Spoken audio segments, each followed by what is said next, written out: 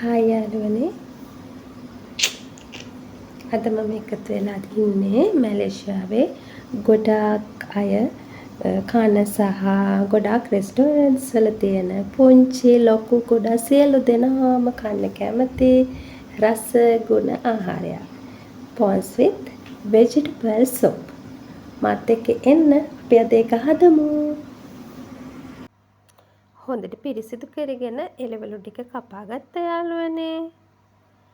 ඉස්සෝ ටික හොඳට සුද්ධ කරගත්තා. මෙන්න මේ විදිහට භාජනයකට දාගන්නවා එළවලු ටික, සේර ටික.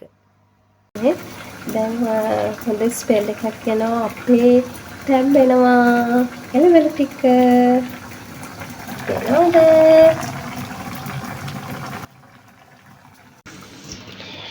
ඒ අතර වාරෙද්දී මම මෙන්න මේ විදිහට මගේ ඉස්සෝ ටික සුද්ධ කරගෙන දාගෙන තියෙනවා පිඟානකට.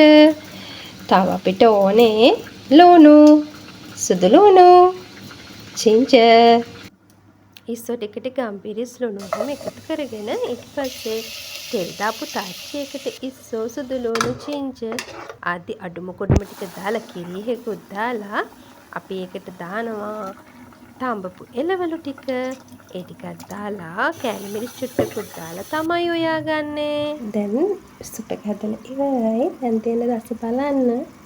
ඔයත් හදලා රසද කියලා කමෙන්ට් එකක් දාන්න.